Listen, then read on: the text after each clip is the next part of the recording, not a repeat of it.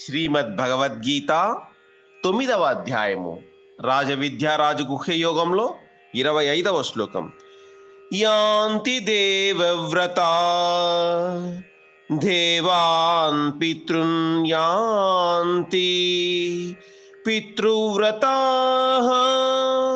భూతాని యాంతి భూతేజ్యా యాంతి మద్యాజినో అపి మాం.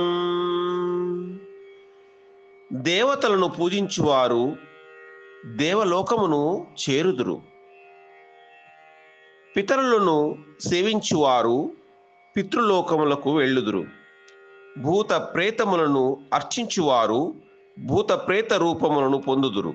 నన్ను ఆరాధించు భక్తులు నన్నే పొందుదురు.